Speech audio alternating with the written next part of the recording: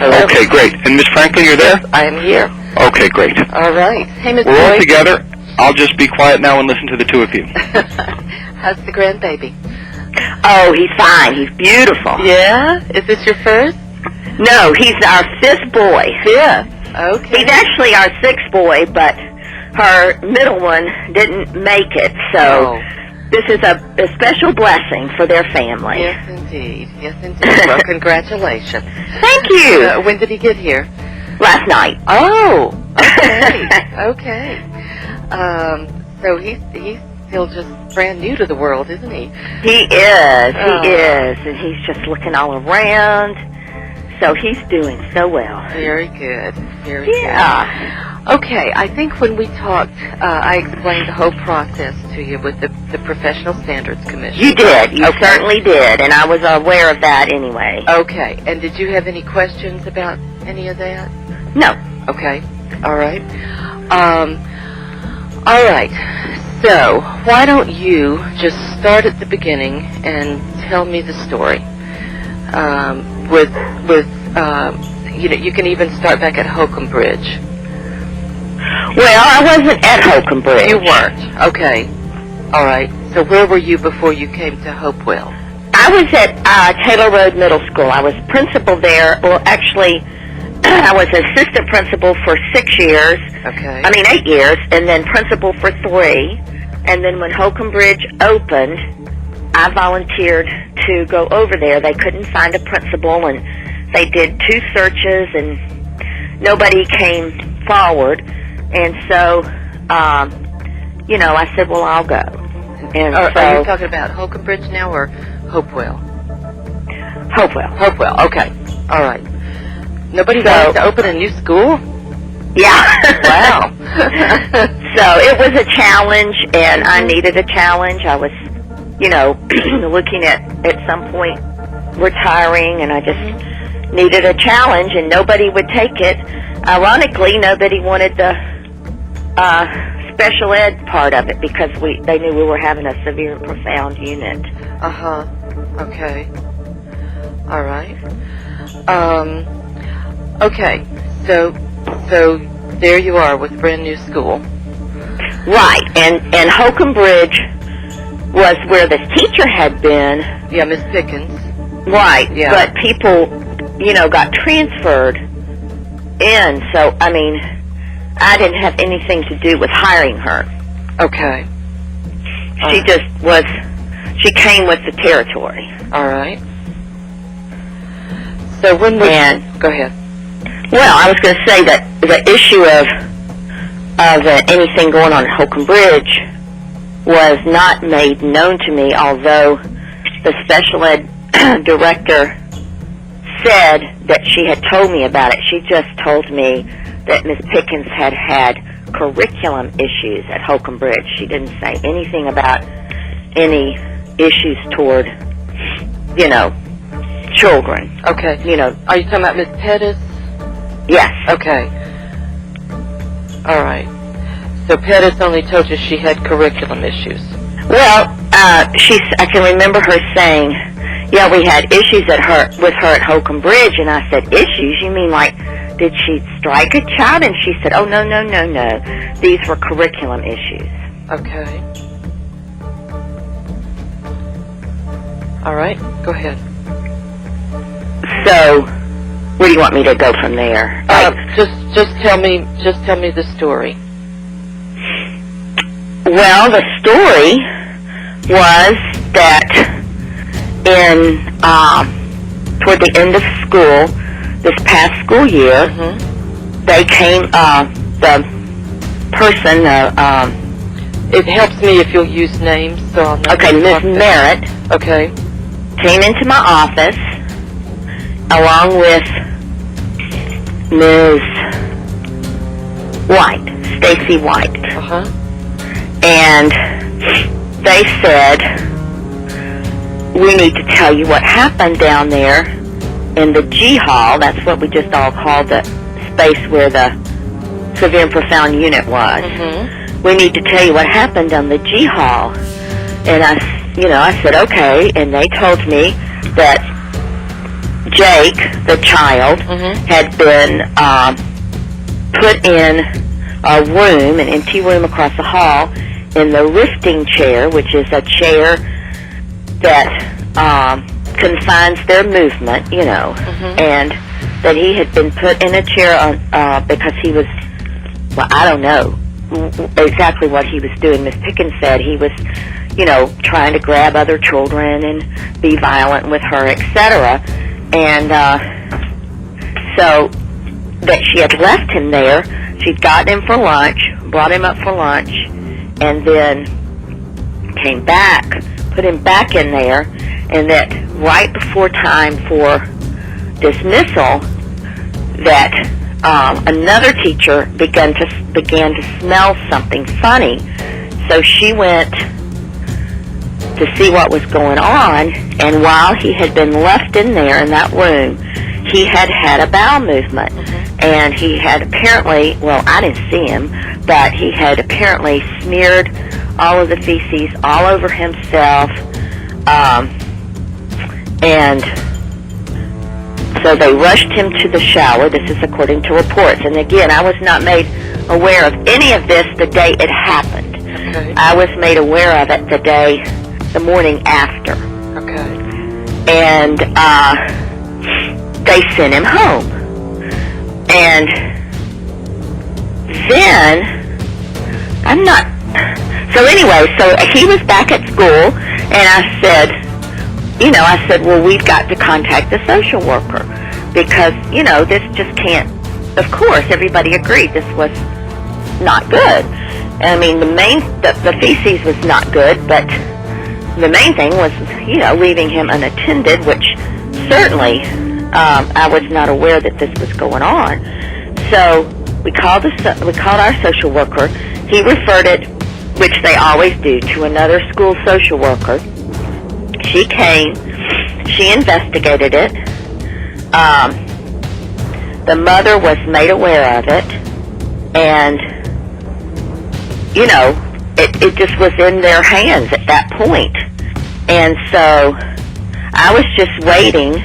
I mean, I didn't know what was going on. I figured that Miss Pickens would not be back, but, you know, it was an investigation from DFACS. So then I was, you know, given information that the DFACS had found that she had indeed left him, that the claim was substantiated, and then they called me from personnel, and I was going to ask personnel what to do with it, you know, what if I was supposed to, you know, because it's so complicated when you start to non-renew somebody, and I didn't know what personnel wanted me to do, because I didn't have the power really to take any action, and I was just waiting for my cue from them.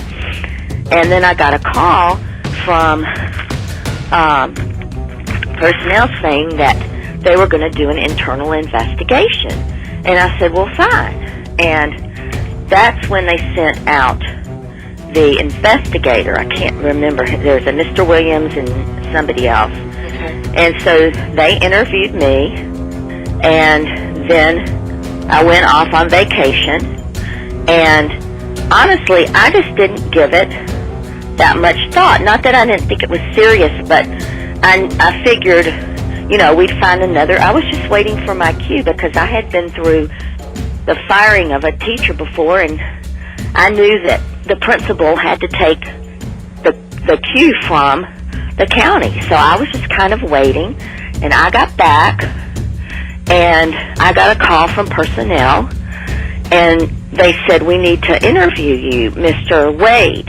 Well, I went down there, and it wasn't with Mr. Wade at all. It was with the investigators. And so I was in the room with them, and they started, you know, asking me questions again. And I said, wait a minute, this has gone from me totally cooperating with you, and now it feels like you're saying that I'm being investigated. And they said, well, you are. Because it is primarily your responsibility, because you allowed this teacher to stay at your school and to, you know, go on and lead up to this incident with this child where he was put in a room. So I said, well, I am just totally dumbfounded. I've got to leave. I can't answer. Oh, I know. We talked, and they said, well, we need to record this. And I said, well, I'm just really confused because I just had no idea it would take this turn. And, they said, well, surely you did, don't you know? I mean, and so, anyway, I said, well, I just feel like I've got to come back at a different time. I don't feel comfortable being recorded because I don't know what's going on. So then I left, of course, very upset, and I tried to talk to the personnel director, and he wouldn't talk to me. So I left, and I called my supervisor, Vicki Denmark, and I said, what's going on? And she said, well, I knew that they were going to question you again because a report came in to the superintendent. And she said, you can see that report, but I don't think it's ready. So she said, just go back, and, the next week, or I think it was Monday, and she said, I'm really not supposed to advise you on this, but if I were you, I'd go back. And at that point, it never occurred to me that I needed to get an attorney or anything, so I went back that was a Friday. I went back, I can't remember, maybe on a Monday. I can't remember anyway, they said, are you ready to be recorded? And I said yes, because I knew that what they were going to ask me. So I answered the questions, tried to explain how it all came about. And, here again I could tell that I was being totally implicated. And so I went, after the interview, back into Mr. Wade's office, and, I know him, and I said, Ron, what should I do? And he said, well, and the superintendent was in there, and they said, well, you probably ought to just go on, if you can, back to school. And that's when he said, Ron Wade said, but Frances, we're not going to let you return to your school. And I said, well, what's going to happen to me?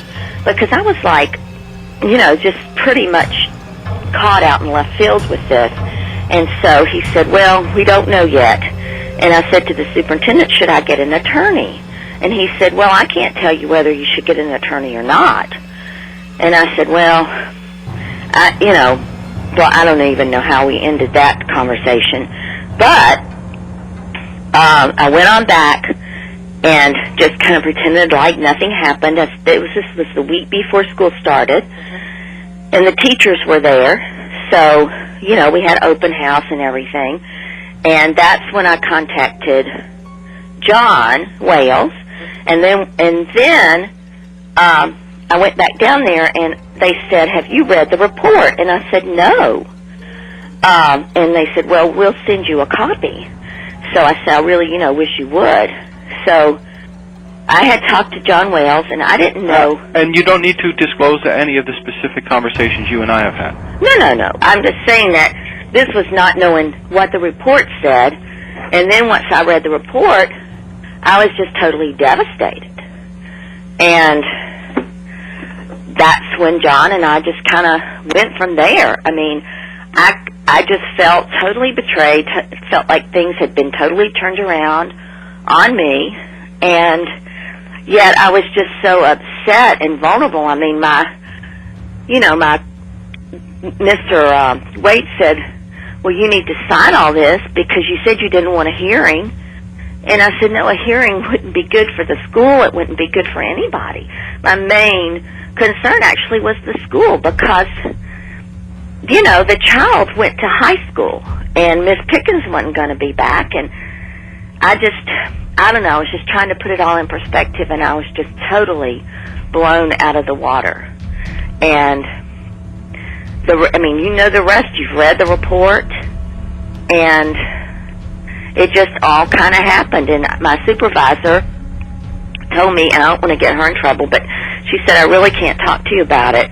But she did. And she said, I think the attorneys just got to the superintendent and said, you've got to prove corrective action on this whole thing in case the parent sues.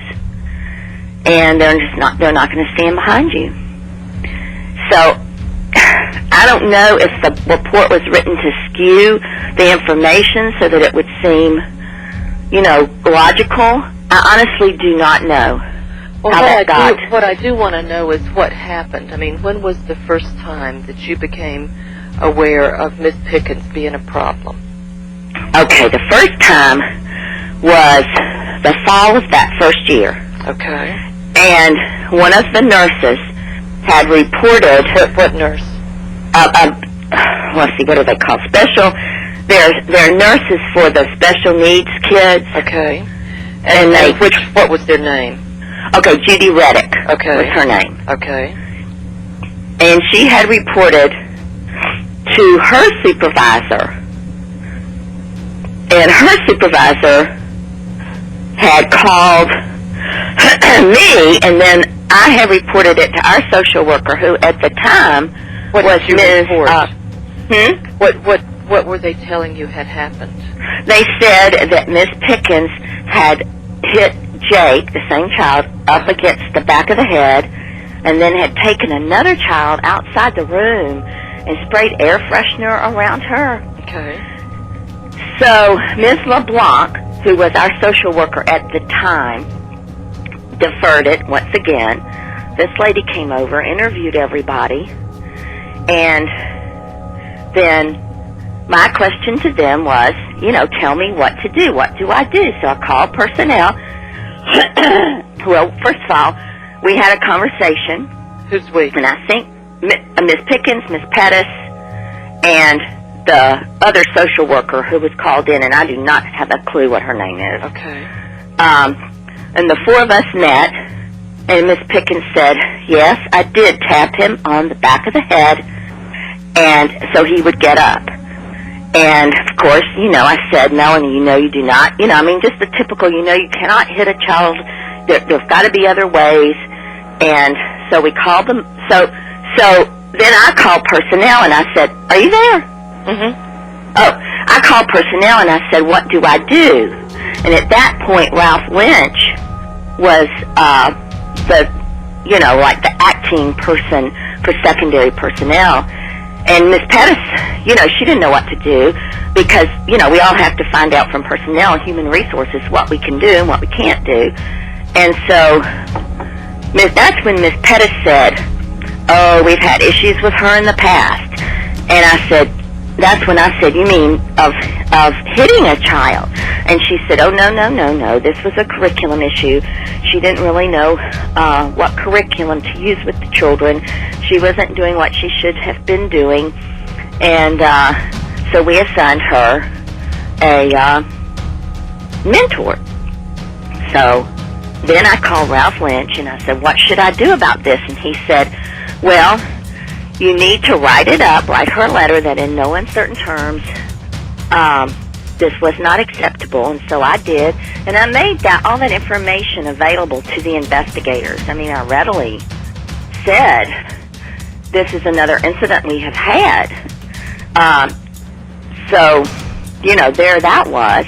And then that's when the really strange things started happening after Christmas of that year. That's when Ms. Merritt, and, I did write this up in my rebuttal about Ms. Merritt and the custodian and the two. Tell me the story. Okay. Ms. Merritt called me from the parking lot. And I can only remember it because it was so bizarre. Okay, the parking lot of Hopewell. All right, and the first incident with Melanie happened the first part of the first year y'all were there. And that's like November, say. October, November, okay. Yeah. And that's when you wrote her a letter. Wrote her a letter, put it in her file, sent a copy to personnel, sent a copy to Ms. Denmark, my supervisor. Okay, and so now it's after the winter holidays. Right. Okay. And Hollis called you from the parking lot and said, okay, Nathan, I just talked to Nathan, and he said he called Jake's. See, the issue was Nathan's wife had worked at the elementary school where Jake came from. Mm-hmm. The custodian's wife. She had been an assistant, and so she knew Jake. And he said, Ms. Merritt said, Nathan's going to call Jake's mother, and because he doesn't like the way Melanie is making. See, what Jake would do is his mother wanted him to walk, and he had this issue with walking. I mean, he couldn't walk that well, and so they would walk. They'd take this little jaunt around the school every morning, and if Jake got tired or just didn't want to walk anymore, he would sit down in the middle of the floor. Mm-hmm. And it took us a while to get used to it, because he would just sit down there and start wailing. Mm-hmm. And so we thought, of course, I say we, the assistant principals and myself, and so we'd run out in the hall, and, you know, Melanie, the teacher, would say, he just won't get up, he won't get up. And so we would try to bribe him, and he is a large child, and it took two people to pull him up off the floor, and then sometimes he would just sit back down again, you know, plop back down. Mm-hmm. And so Nathan told Paula, according to Paula, that he was going to call Jake's mother, that he had called Jake's mother and told her that he didn't like the way Ms. Pickens was treating Jake, and meaning that she was being too rough with him when she tried to get him up off the floor. Okay. So I immediately called his mother, and I said, has Nathan called you? And she said, no. And I said, well, he is not happy with what he sees in the halls, because he sees Miss Pickens and Jake and her trying to get Jacob off the floor, and he thinks that Jake is being abused. And at that point, which is exactly what, I forgot to tell you what Jake's mother said after the first incident. Jake's mother said, Miss Pickens is doing a great job with Jake. She has got him to do more than any other teacher ever has, and she is not abusing him because he does not like people who are mean to him, and he loves Miss Pickens. Mm-hmm. So I said, well, I just think you ought to know that Nathan said he called you. And she said, Nathan has not called me. There would be, yeah, I mean, she was pretty surprised, and she acted actually a little miffed at the whole thing. You know, this was being brought up again, because she had already been in about the incident with hitting him on the back of the head. Mm-hmm. And to that she had replied, well, I'm sure it didn't hurt him. And so, anyway, I called Miss Merritt and Nathan in together, and I said, you know, we have a problem here. You have told Miss Merritt that you called Jake's mother. I have called Jake's mother. She says she hasn't heard from you. And he said to Miss Merritt, I didn't tell you I called Jake's mother. And she said, yes, you did. Well, they got into this argument, and honestly, I didn't know what to do with it, because it was sort of a senseless argument, and I said, well, regardless of who called whom, Nathan, if there is an issue and you see Miss Pickens doing anything to Jake, please come to me or to Miss Merritt, because it's not useful just to call his mom, because we have to take action. So he said, okay. And then when he left, Miss Pickens said, he and those two assistants want to get Miss Pickens fired. They don't like her. They think she's racist. And so, I said, okay, let's just watch this whole thing. So then that summer, I told Miss Pettis about it. And that summer, Miss Pettis said, well, we do need to get Miss Pickens in a little training on how to handle Jake, because there must be verbal clues that she can give him, so she does not have to use, and I don't even want to say force, but so she doesn't have to be physical in getting him up off the ground. So she and Jake's mother went to the Marcus Center that summer, and Jake was enrolled in a program, and Miss Pickens went every day off the clock to learn how, she didn't get paid for it, to learn how to deal with him. So the next year started, and I asked her how things were going, and she said that they were going better, but that there were certain things Jake's mother was supposed to do, and she didn't follow through at home, but, you know, blah, blah, blah. And so I thought, well, this is probably working out. This is probably going to work out. And, as I said, Miss Merritt, she knew the same thing. So that whole rest of the year was like, okay. And then I think the next year, then that spring was when Ms. Merritt did not get to be the assistant principal. And I don't know how, if other people think that's an issue, but I think that was an issue.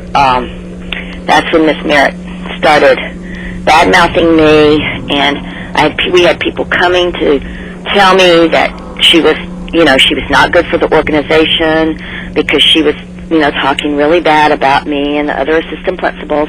And that's when we had the talk with Ms. Merritt, and that the two assistant principals and myself, and that, we thought she might have leadership. We thought she had leadership potential, but she just wasn't ready to be the assistant principal, and that some of the things she did not display leadership abilities. And we, named the things that she had going on that we didn't think were, for instance, like if anything ever went wrong with her teachers, like some of their IEPs were wrong that very spring, and we were called by downtown about why there were so many, not so many, but some IEPs that weren't done right.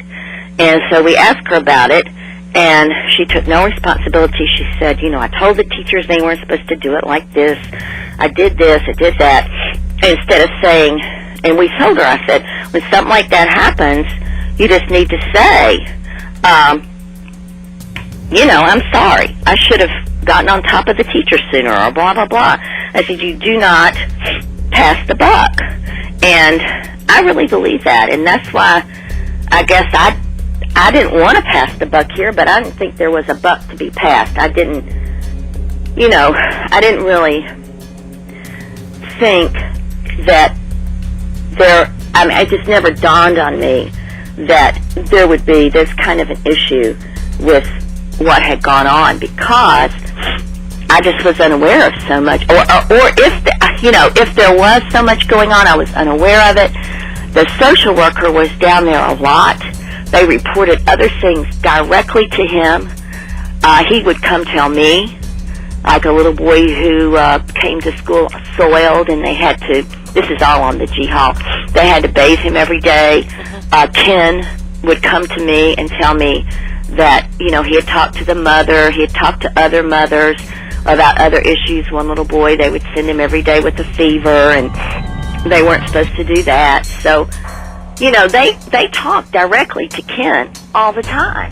And so I just figured that there was nothing else going on. Knowing that Ms. Merritt had said that the two assistants didn't like Melanie, and so I told Ms. Merritt, I said, we need to put Jake somewhere else. She said, nobody else will take him, blah, blah, blah. So Melanie, and as I said, when I would observe, I would go down there. He would walk arm in arm with Melanie down the hall. And they just, by all intents and purposes, and any time I walked in, they had a very loving relationship. It was a physical relationship in that he was all over her, and that's the way he liked to be. If I walked in the room, he would grab onto me. So there had really been no big incident until the sitting in the room. And so I was totally surprised when people were interviewed and said that Miss Pickens did that a lot. I had no clue. And so I don't know if I've told you what is sort of circular, but okay. So that's just kind of from my viewpoint. If I had thought that I was being investigated or that I had done anything wrong, I would have I would have not been so. I wouldn't think I'd be so open. It would totally surprised me. Okay, so you're saying that Ms. Merritt, other than the one time that she told you that Nathan had called Jake's mom, that's the only thing she ever told you about from the special ed division? No, she told me she would check in with me, and she did come. She came in one time, and she said, I don't know if it was that next year or not, but she came in and she said, oh my gosh, Melanie's done it now. I said, what? And she said she hit Jake with a camera. And I said, who was in there? What? And she said, well, the two assistants that didn't like her, she said they were not in there, but they heard about it. And Melanie had to go get ice and blah, blah, blah. And so I said, well, I'm going to talk, I think this was definitely after the fact. Jake had gone home, and Melanie had called Jake's mother, and I said, the next day I called her, and I said, Melanie, what did you tell Jake? What happened? And so she told me this explanation of where he had, she's gotten out of his chair or something, and he had hit his head on the desk. And I said, well, I know. And Paula said, but Ms. Merritt said to me about this incident with the camera, but don't tell Melanie that they told you. And I said, well, Paula, if they saw it, they need to, to report it. And we're going to have it, written up. We're going to have to do another referral. And she said, oh, do not put them through that. They don't want to do that. And I thought, well, did they see it or didn't they? I mean, in my mind, I was thinking, is this another ploy, to get Miss Pickens in trouble? So I called Miss Pickens in. She said she had already called Jake's mother before he even got home from the bus, told her about the incident. And I said, so Melanie, there was no camera involved? And she said, no, did not hit him with a camera. Why would I do that? And I said, well, where did they get the idea of a camera? And she said, well, there was a disposable camera on my desk, and we had taken pictures of the outing. And so, I said, well, what about, I can't even remember the assistants' names. I said, did they see that? And she said, they weren't even in the room. So I made a note of that, and I said, well, as long as his mother knows he wrote an accident report. She said, yes, I wrote an accident report. So that was not a formal, referral. Ms. Merritt didn't write it down or anything, but she did tell me about that. And that is probably when I should have just called the social worker myself. But Ms. Pickens assured me that it had not happened. Nobody would come forward and say they had seen it, because I told Ms. Merritt, I said, I would like for you to find out who was in there, and please have them come see me. And see, later on, she says in her interview that people were afraid of me. But, people weren't afraid of me. I mean, those assistants, anytime their children were sick, they'd come in, they'd tell me. I mean, I was very, very nice, almost to the point of being too nice. So that was a time that I must say that probably I could have done more. But I believe Miss Pickens, and I asked Miss Merritt to, find out some more stuff about it, and she never came back. And I figured that they had made it up. Like she said they had made other things up. And who said they'd made other things up? About Nathan, calling his mother and that sort of thing. Okay. So, all right. And that's the only thing that Ms. Merritt ever told you had gone wrong on G Hall? that is the only thing that Ms. Merritt, a specific thing that Ms. Merritt ever told me. Okay. What else did she tell you about?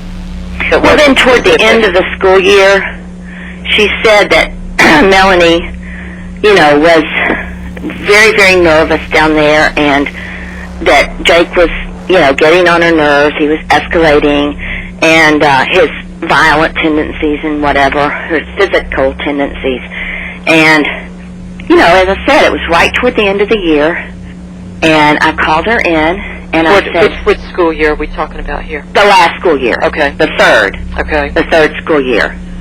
And I called her in with Miss Merritt and with Miss White, who was in charge of that little hall down there. She was a teacher. And I said, Melanie, Jake is going to go to another school. We know he's difficult. His mother knows he's difficult. She's always been supportive of you. I said, this is not a time. I said, people, according to Ms. White, the assistants are saying that they have seen you, try to get him up off the floor in a physical way, that when he goes to sit down, there's some kind of a hold that is a standard hold that they teach them with these kind of children, where I don't even know what it is. I've never even seen anybody do it. But Ms. Merritt said that's what she was doing, and one of the same assistants said she was pushing too hard on him, and so I basically said, I don't think there's anything going on, but you just need to be aware of the fact that,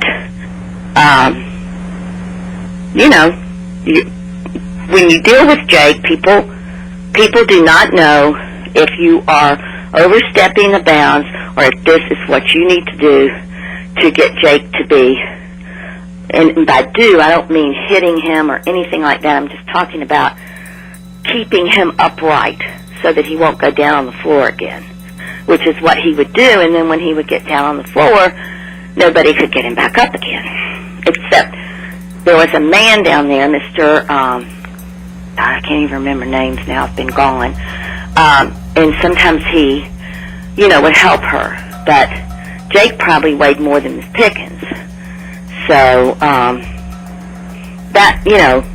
that was the gist of that whole thing. Okay, so you were aware from Ms. Merritt that the assistants were saying, again, that she was being too rough with him? Is that... That was toward the end, yes. Okay. Yes. All right. But that's when I went down, and Larry Walker, that's when I asked the other teachers on the hall if they had seen anything. The other assistants, nobody had seen anything. When you asked them if they had seen anything? I said to Mr. Walker, I said, the two ladies that are the assistants, have you ever seen Miss Pickens do anything? And the doors are always open. They come and go. I mean, it was, you couldn't hide anything that went on down there, which is why why that one teacher realized that he was in the room that day. And he said no. He said those women just like to go, just like to talk, and I just stay out of it. So that is the reason that, and also knowing that, there were, and at that point there was another assistant principal in charge of special ed, and her name is Miss Beagleson, and Miss Merritt never came to her. She never, it just, I don't know what else to tell you. It was certainly nothing, in my own mind, I certainly did not think that there was anything going on that would harm this child. Okay. What did Mr. Walker do? What was his He was an assistant. Okay. He's retired from IBM. Uh-huh. And his wife has got a really good job, and so he just wants to, work. Okay, And what kind of assistant is he? oh, he's a special ed assistant, just to a different teacher. Okay, so was he ever in Miss Pickens' classroom? Yeah, I mean, they were, in and out of each other's classrooms, yeah. Okay.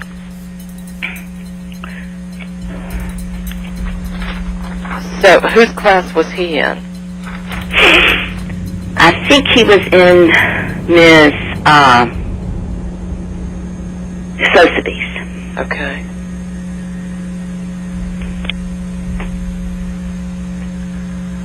All right. Was he assigned one-on-one to a student, or was he just a general?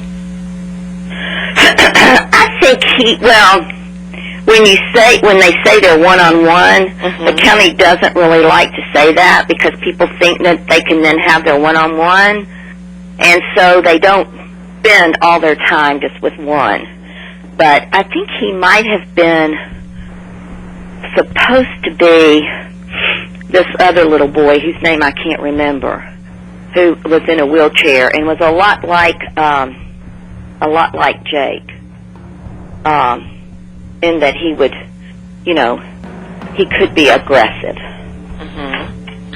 So I think maybe that's who Larry was, quote unquote, supposed to be assigned to, but Larry was always, around and about. And when you went down on that hall, at one point there were only 3 rooms, and then we added that second year another teacher, so that there were 4 rooms.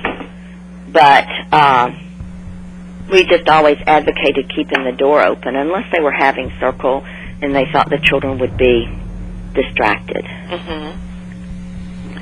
So Mr. Walker was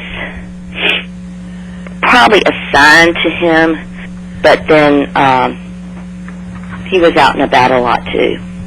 Okay. So even though he was assigned one-on-one to a child in Sotheby's class, you think he was in Ms. Pickens' class enough to know what was going on in her class? I think he was. They would put his little child they would put him in a room across the hall because that would be his reward for being, for like doing something right, and he loved something on TV. So I went down there a lot, and I went in there and I saw this other, Mr. Walker's child, in a room across the hall from Ms. Sotheby's, and he was sitting in his wheelchair watching something on TV, and he was the only child in there. And so I said, "Oh, why is he here?" And Mr. Walker said, "Oh, I'm watching him. This is his reward."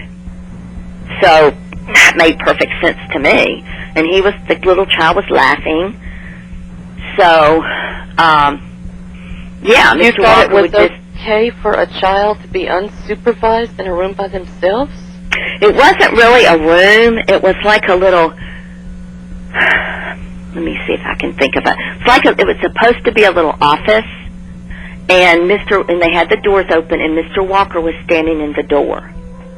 And I said, what is he doing? And they said, that's his reward. Okay. I mean, I've got to tell you that when I took over the school, I never dealt with severe and profound, children at all in any other school. And so I honestly, that's why I asked the question. I said, what's he in there? Why is he in there? But he was sitting in the doorway. His little wheelchair was in the doorway, and I couldn't see the TV, which is why I asked, what's he doing in there? And that's when they told me, and Larry said, oh, I've got him. I've got my eye on him, and that's his reward. Okay. So, but that wasn't across the hall. It wasn't the room she put Jake in. No. Okay. That room was larger.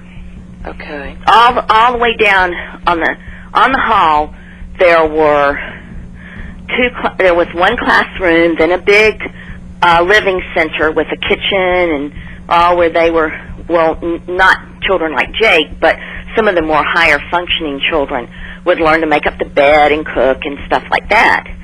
Then there were 3 more classrooms on that side. Then on the other side, there were rooms like that had the special changing tables where they had to lift them and put them up on the changing tables, and not all of them, but some. And then there was a room they used for speech. That might have been where they had Jake. And then there was a room that the teacher used for PE, and they were always, fussing about who got to use what room. But there were lots of small kind of office spaces, and when I saw how happy the child was and that Larry was out there, I figured they knew what they were doing. They couldn't set the TV up in the other room, in the main room, and that quieted him. He liked, sitting there in his chair with nobody bothering him. And Larry said he only watches this one program for 30 minutes. So, I mean, they knew more about it than I did, and he was happy.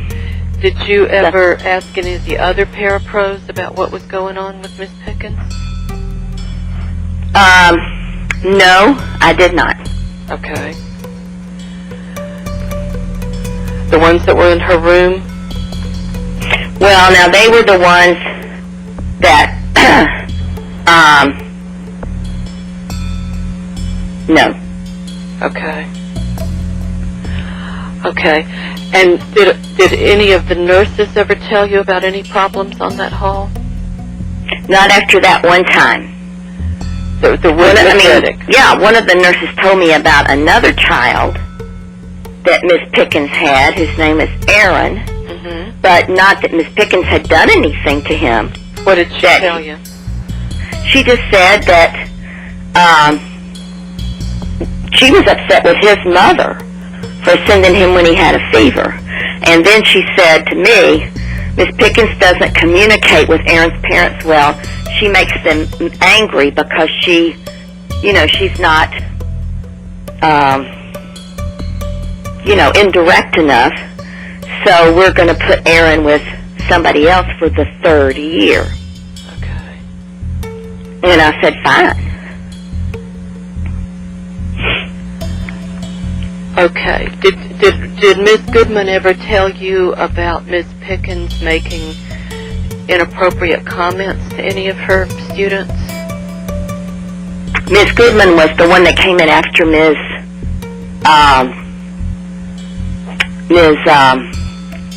Judy. I don't recall.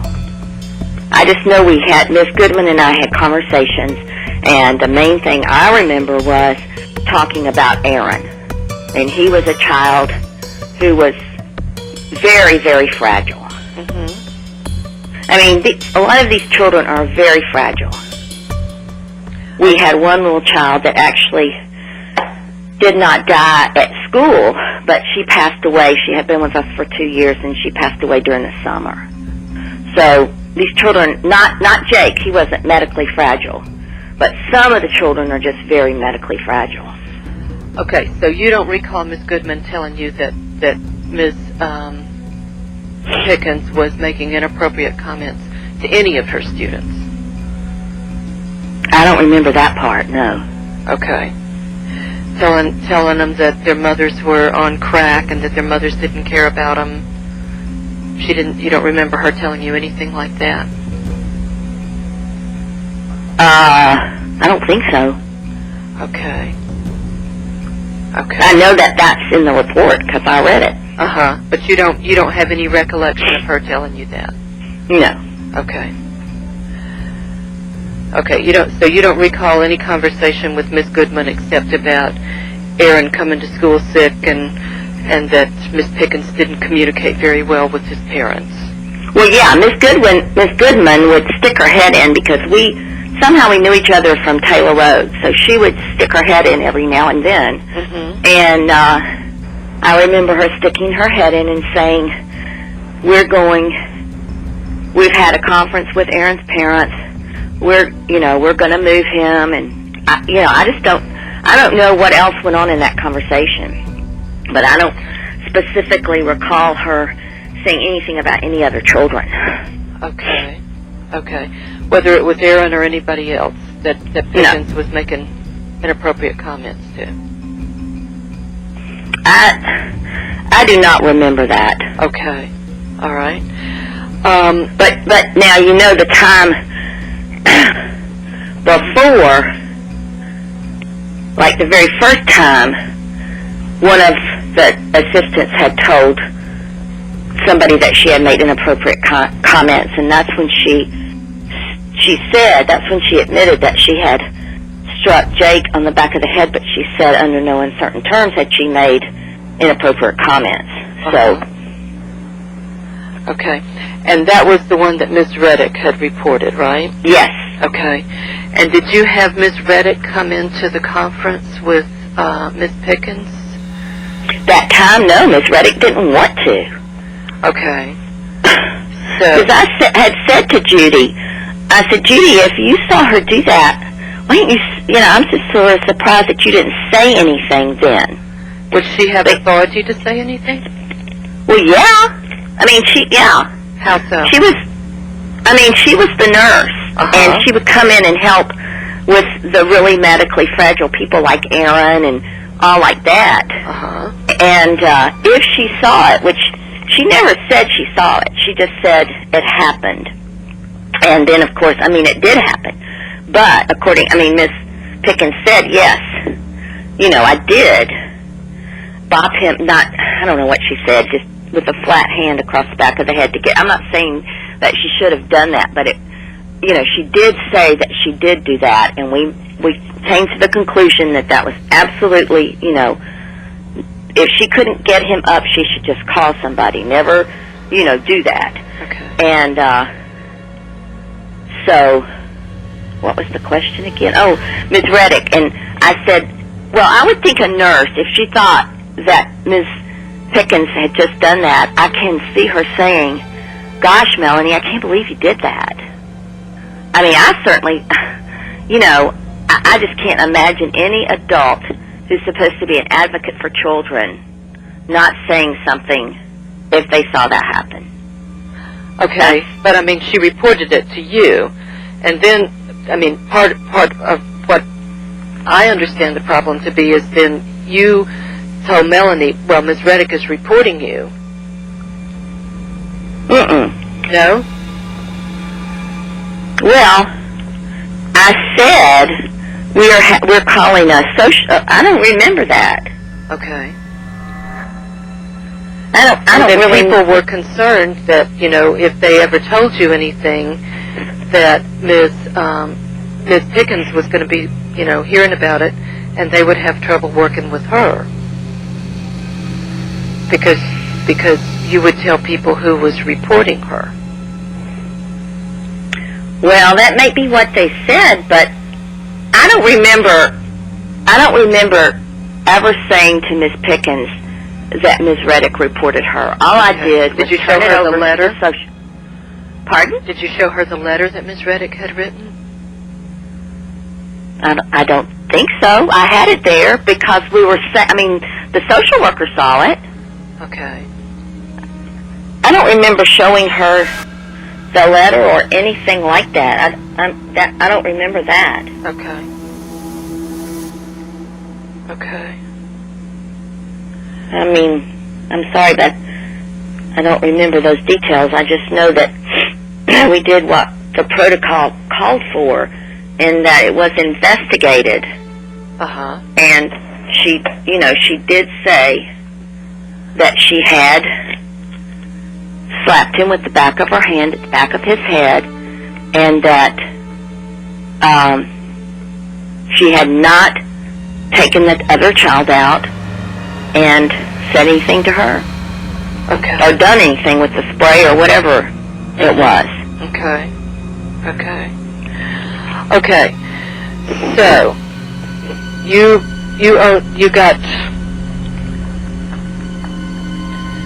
one report from Miss Merritt, and then there was another incident. There was another time that Miss Merritt told you that toward the end of last school year that Melanie was getting nervous, and you sat down and talked with Melanie about the fact that Jake was going to be leaving, and she just needed to be careful because of people thinking she was going overboard. Yes, because Ms. Merritt came in and said, oh gosh, Melanie's about, her words were, Melanie's about to lose it. And I said, what is Melanie doing? Because I needed to know specifically. And she said, that's when she said, oh, well, they're saying that when she does the blah, blah, hold to him, that she squeezes him too tight, and that he, just kind of non-specific things, actually. And squeezing him too tight said, is non-specific?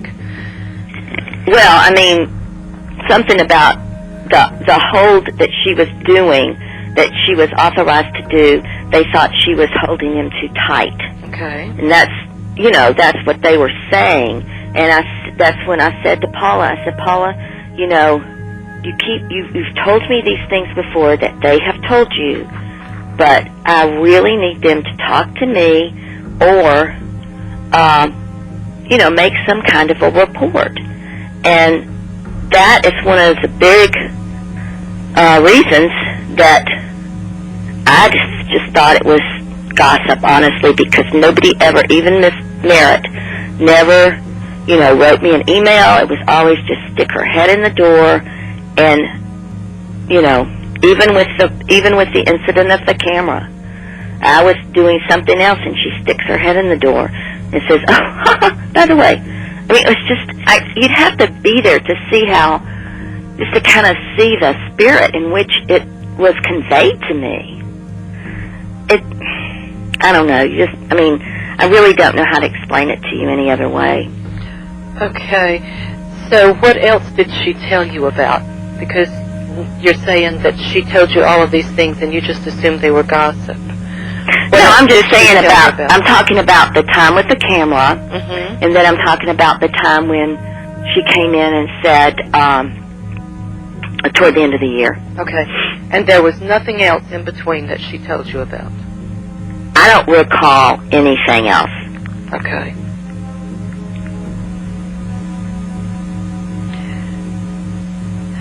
Okay. How many times did you talk to Ms. Pickens about problems with her behavior, or at least perceived problems? Well, of course, we had a talk after the first incident, which was written up. Then, after Nathan said he called the mother,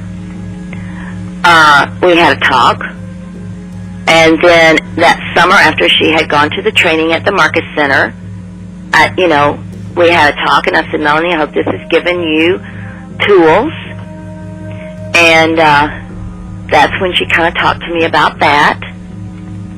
And then we talked after the camera, and then we talked at the end of the third year, and that's when I called her in.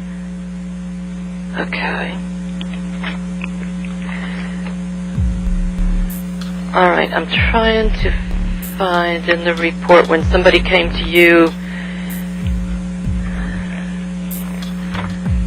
and you said, or you're reported to have said, okay, when Ms. Goodman went to Ms. Boyd said, don't tell me Melanie's doing it again. Ms. Boyd said this before Ms. Goodman told her what she had seen. That was in January of 2006 when Ms. Goodman says she reported that she saw Pickens saying inappropriate things to the kids and slapping the table to scare them.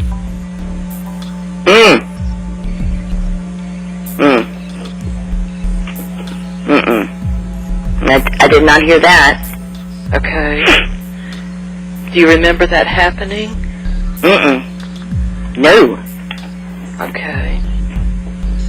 You don't remember saying, what's Melanie doing again? No. Okay.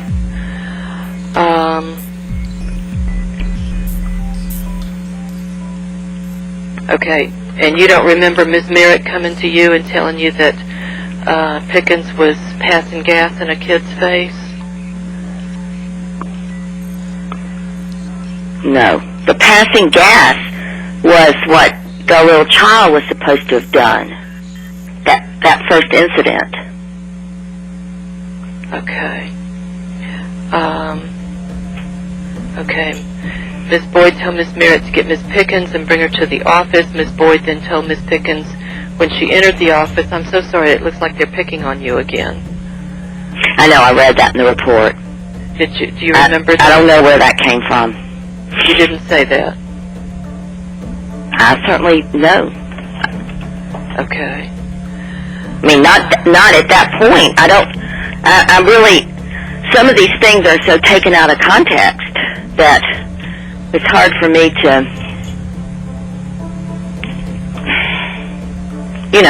to decide who said what and what I was supposed to have said when.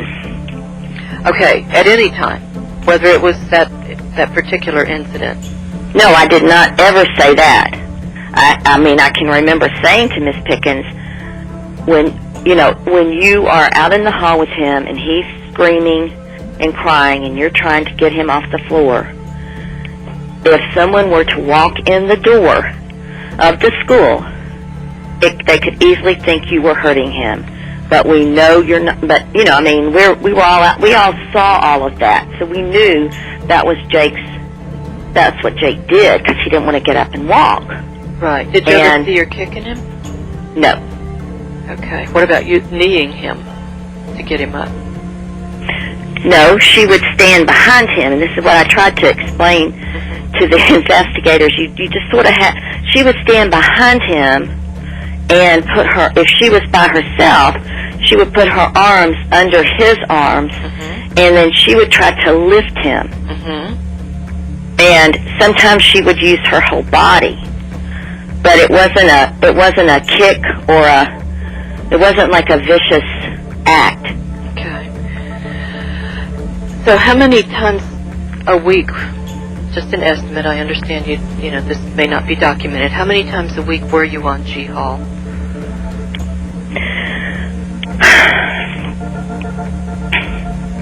I would make a point to go down there at least once a week as a routine, because I would go through the school and keep track of, where I'd been. I would not keep track, but, if I'd say, well, I haven't been on the G Hall this week, I'm going to go down there. Okay. So, on a regular sweep through once a week at least, and then I would go down there for other things, like, the PE teacher was mad because she didn't get her room, and I would go down there and look at the facilities, and I would go down there and talk to some teacher about something totally different. So it's, I would say at least once a week. Okay. And then I would see them at other times in the cafeteria, during programs. I would go down, like if they were having, sometimes other children helped them, read to the kids or whatever, and I'd be down there when they were having a little celebration. And I would specifically go in and speak to Jake, just, to make contact with him. And usually it would then pull him off task if she had gotten him quiet. So I kind of was reluctant to do that. But, I would say at least once a week and sometimes more. Okay. And so you never saw any kids isolated other than that time you saw, I think it's Matthew that was... Yeah, it is Matthew, yes. Okay. You never saw any kids? No. Okay. No. Okay. And you only got told about, let's see, the initial slapping on the head incident, the camera incident, and then at the end you only got told about 3 things. You don't remember any other times that you were told about things that were happening with Miss Pickens and any student? No. No. Okay. So what did you think the gossip was about when you said you thought most of it was just gossip? What were you hearing that you thought was just gossip? Well, I knew that the two black assistants thought that Miss Pickens was racist. Okay, and you knew that from Paula Merritt. Yes. Okay. And so I thought that they were, I mean, they never said anything to any of the other teachers down there. It was always like they would come if there was anything going on, just like with toward the end. They didn't go to any other teacher. They went right to Miss Merritt and said, you know, what they said about the hole being too I don't know, too tight or whatever it was. And Okay, so Ms. Merritt did tell you about that. that was the same thing at the end of the year. Okay. Because what else had they told her? Well, they had told her initially when Nathan was supposed to have called his mother about how she tried to get him up off the ground. Okay, now I'm confused because you said that Ms. Merritt had called you from the parking lot and said that Nathan had told her that. He had, but he also, he and the other two assistants were talking about how they didn't like that and they were going to tell his mom. Okay, and you know that was what Ms. Merritt told you? Yes. Okay, all right. Were there any other things that they had told Ms. Merritt that she told you about? I cannot remember any other things that they told Miss Merritt. Okay, all right. And did Ms. Merritt tell you that any other teachers or paras were telling her anything about Miss Pickens? No, not until the incident at the end. Okay. So you didn't have any idea that Melanie, that people were thinking that she was being inappropriate or too rough or not treating her students well? I did not have cause to think that myself, but I probably was aware that those two assistants thought that. Okay. And if you don't totally trust what Miss Merritt is telling you about other things, why did you trust that when she said these assistants are just trying to get her so they're making stuff up? I think it's because when I would go down there, I just always saw this loving relationship, plus the fact that his mom was so sure that there was nothing going on. But that was just once, right? Well, she continued to support Miss Merritt. I mean, Miss Pickens. She wasn't crazy about Miss Merritt. How did you know that? How did you know that? Because we came in, Jake was going to be kicked off the bus, the special ed bus, because he bit the driver and everything. And so his mom came in, and, you know, Miss Merritt said, oh gosh, they wanted to have him restrained on the bus so that he wouldn't kick and all that. And Miss Merritt, I can't remember his last name now, she didn't want him restrained because of his past history. And what was that? Well, the poor child had just been abused terribly, apparently, from his natural mother. And this mother rescued him and, you know, was just doing the best she could. And I admired her for it, but yet at the same time I could see why the bus driver, you know, anyway, Miss Merritt had told his mom that he needed to be restrained, and she said, I just am not going to have him restrained. And she came in and was talking to me before Miss Merritt got into the conference. And that's when she said, Miss Merritt wants us to restrain him. She just doesn't understand, blah, blah, blah, blah. And she said, I just don't like the way Miss Merritt talks about Jake. And that's when we said, well, we've got to come to some kind of a solution. Could you bring him? And that's when she said, no, I can't bring him every day. Apparently he was better on the way home, but I don't know if he didn't like it, but I don't know. But that was an issue at which she thought Miss Merritt, and she said they've told me before he needs to be in North Metro, but I don't want him in with those other children because he will copy their bad behavior. So she didn't like Miss Merritt because she thought it was Miss Merritt pushing for him to go to North Metro. Okay, so... All right, so how does that mean that she continued to be supportive of Miss Pickens? I don't know that has any connection. Okay, well, that was the question. You said she continued to be supportive of Miss Pickens, and that was part of... she just said, everything is working so well here, I want him to stay here. Okay. I want him to stay at Hopewell. Miss Pickens has done more with him than any other teacher. But that was back during the first incident, right? No, she reiterated that when the bus incident came up. Okay. Yes, it would have been fine with me for him to have gone to North Metro. I just would do whatever everybody thought was best. Which I think is kind of interesting because he did continue in this program, and he was at Roswell where the children from Hopewell went, and he was there a week, and they transferred him to high school in North Metro. So I guess the mother, I don't know how that happened, but she didn't want it to happen at our school. So who would make the recommendation for him to go to North Metro?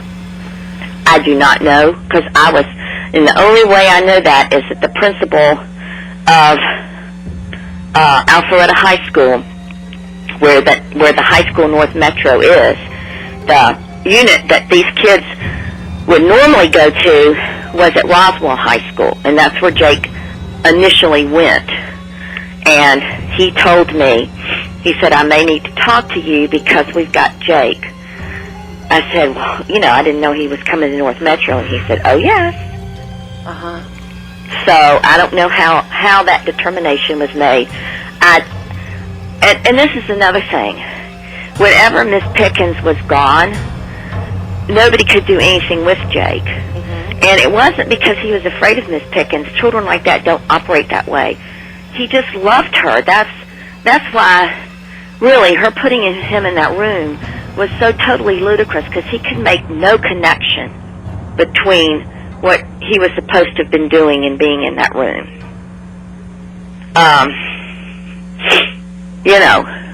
He just didn't make a connection. But anyway, he, I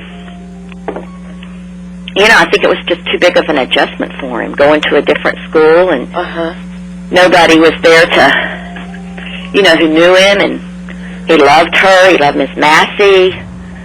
He, I don't know, at high school, maybe they didn't let him love on him, but, every time I would go in there, Jake would either be sitting by Miss Massey or by Miss Pickens, and lots of times he would have his arm around him.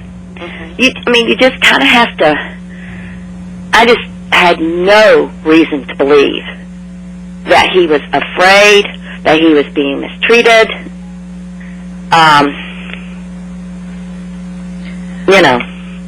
Okay. So you're saying that despite the fact that Miss Merritt says she told you repeatedly that people were telling her things about how Miss Pickens was mistreating her students, whether it was Jake or Aaron, you didn't hear any of that? That didn't happen? No. Okay. And you don't have any recollection of Miss Goodman coming and telling you that Miss Pickens was saying inappropriate things to her kids? I have no recollection of that specifically, but I know that on occasion Miss Goodman would come in and report on how Aaron was doing, how, Charlotte was the poor little girl who passed on, about Charlotte. And Miss Goodman asked me if I would talk to Charlotte's mother, and I did. I mean, I just would, in passing, see Miss Goodman, but no, I have no specific recollection of that. Okay. So basically, you just didn't react to anything that wasn't put in writing. I reacted. I mean, I don't know if react is the right word, but I reacted in that I addressed issues when I thought they came up, which, we've talked about. Okay. Like toward the end of last year, before the incident. Okay. Okay. But other than that, other than the other times when people had made written reports, you didn't think there were issues to be addressed with Miss Pickens. Well, now I don't remember a written report. With Miss Reddick, and then the camera incident. Well, that wasn't even written. Right. Okay. You just want to talk about that. Miss Merritt just came in my office and. Okay. And one of her. And you don't you think that the social worker is supposed to do the investigations? You don't have to look into stuff? Is that the way that the county has that set up? I think that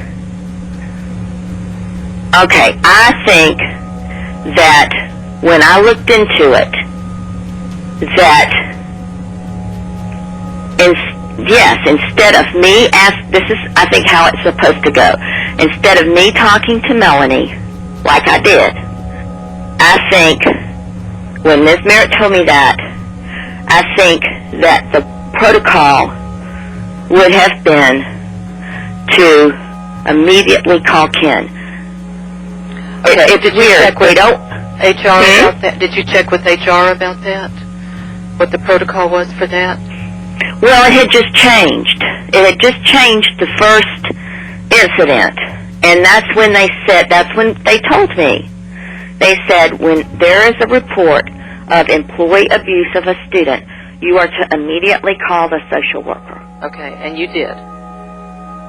Yeah. Okay.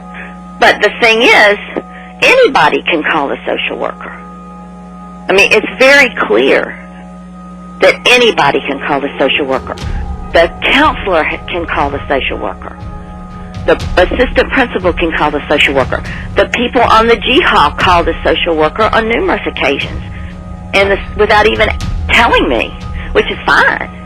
But then he would come in about once a week and keep me updated, or they would tell me.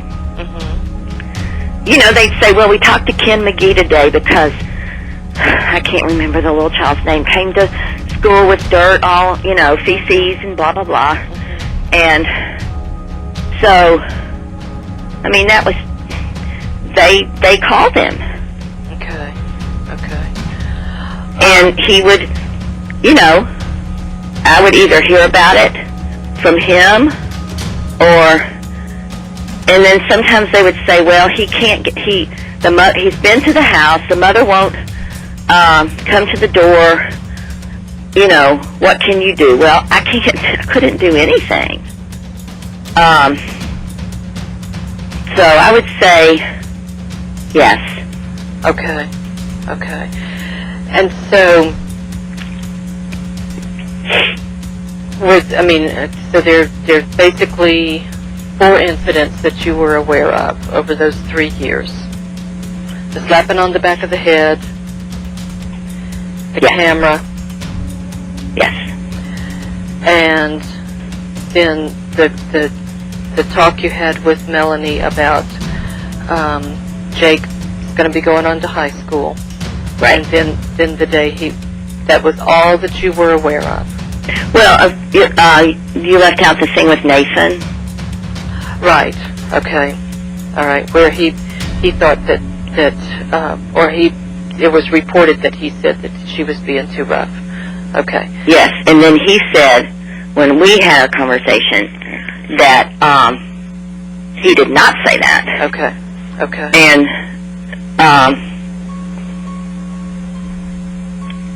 So that's when Miss Merritt told me that he and the assistants were out to get her. Okay. So from that, you just assumed that any other rumors you might have heard were just gossip. Well, I don't know that I really heard any rumors. You didn't hear any other rumors?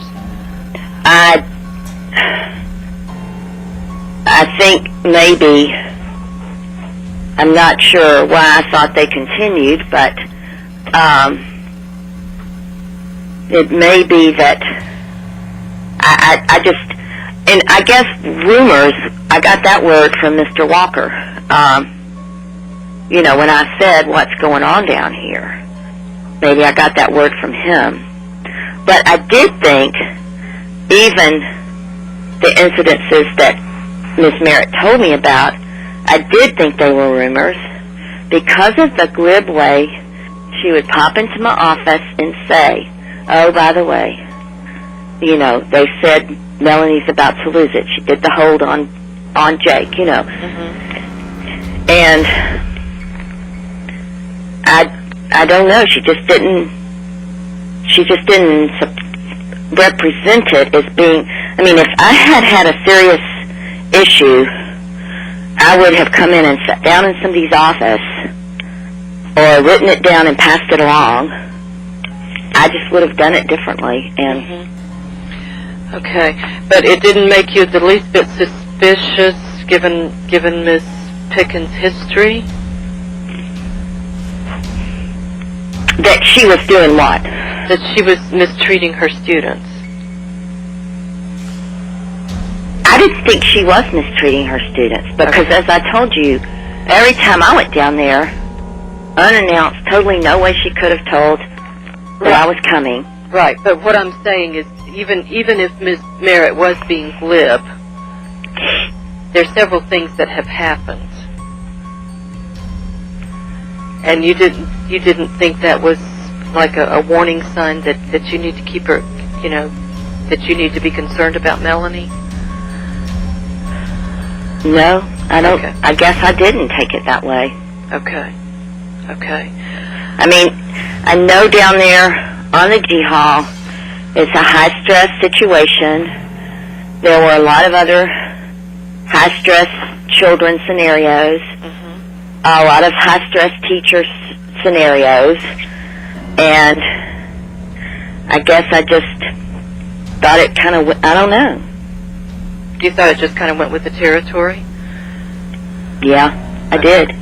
It was a very, I don't know if you've ever been in that situation, in that kind of a unit, but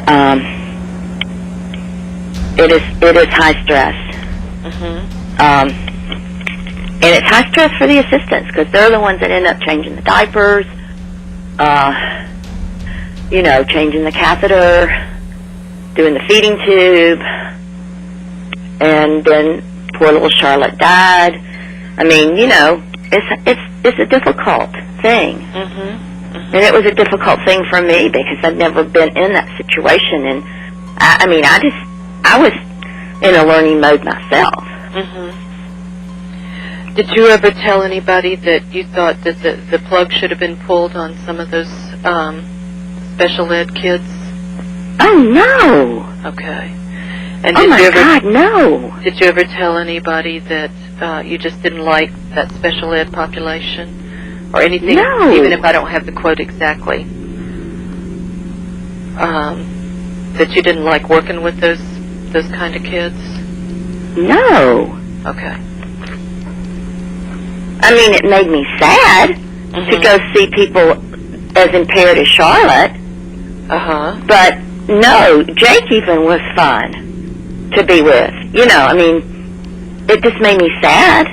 Okay. Just, but no. I never said I didn't like it. I knew that was coming with the school. Okay. All right. And you don't know why you think that the gossip continued, but you sort of had the idea of that undertone, and you just assumed it was gossip. Did I understand that correctly? Well, in other words, I did not think, from my observations of the children and Miss Pickens and all the other people down there in the hall, and the fact Miss Merritt only would tell me, a few times, the only people that seemed to be concerned were the assistants, those two specific assistants.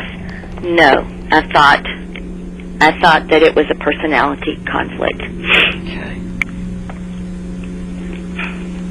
And that you didn't need to get involved?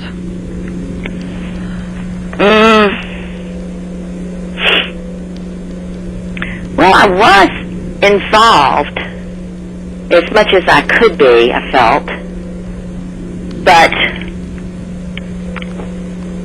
I got the idea from Ms. Merritt that it would be worse if I got involved with the personality part of it. Because, when she said that thing about Nathan, I said, well, if they think she's too rough, then we need to sit down and talk about it. And she said, oh no, they don't want their names brought up. They don't want, and that's when I thought there was nothing to it, because it seemed to me that, they would have been outraged or whatever. So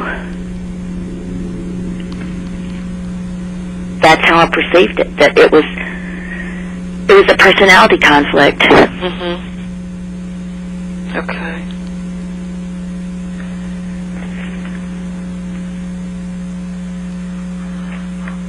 Okay. All right. Is there anything I forgot to ask you about? I don't know. John, are you there? I'm here. Anything else? I think you've answered, fully and frankly with respect to the questions.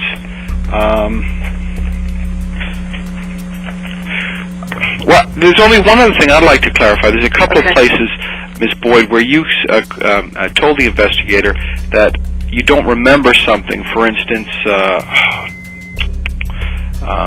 there was a question early on, and I just want to make sure, in saying that you don't remember, it's your recollection that it didn't happen, or you're saying it could have happened, but you're not sure. Like what? Like what? Well, specifically, I believe there was a comment that they attributed to you concerning, if it's not written, it didn't happen, things like that.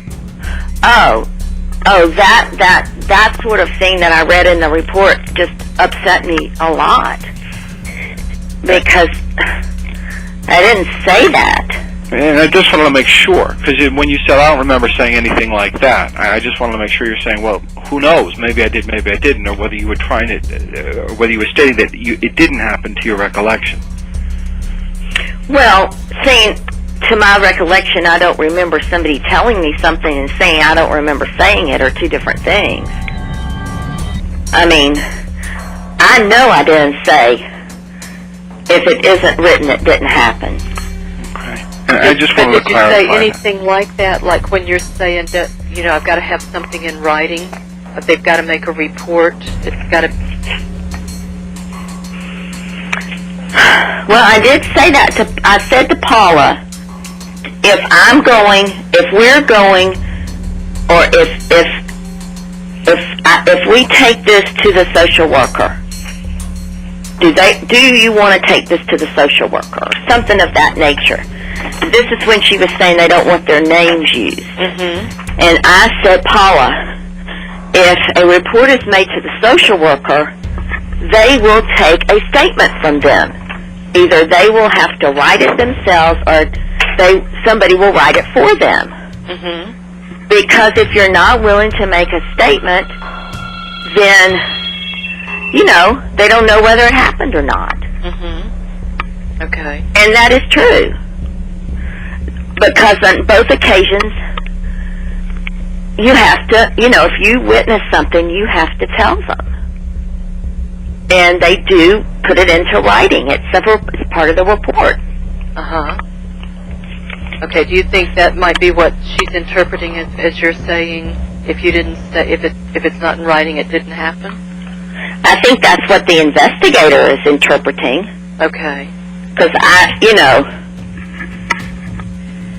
I do think that's what he's interpreting. Okay. Okay. I wanted to clarify that, Ms. Boyd. There's nothing else that I wanted to bring up from Ms. Franklin at Okay. this point. And similar to what Mr. Wells is saying, when you say you don't remember Ms. Goodman, the nurse, coming in and telling you about Pickens making inappropriate statements to her students, are you saying that didn't happen, or you just don't remember that happening?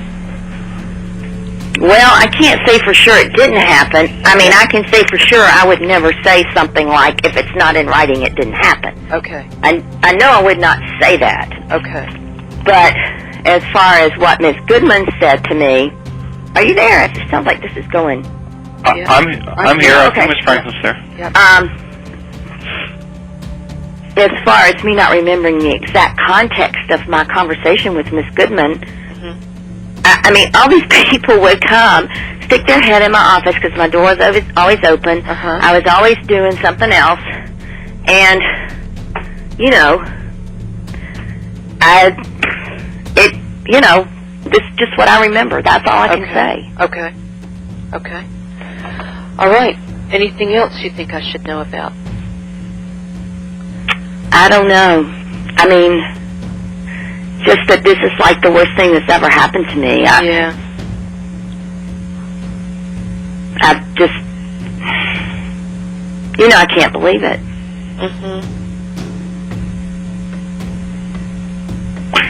Well, Ms. Franklin, if there's anything else that occurs to you, any follow-up questions, please feel free to call. I'll do it. Could you tell me, and just in very, very general terms, what lies ahead in March and April?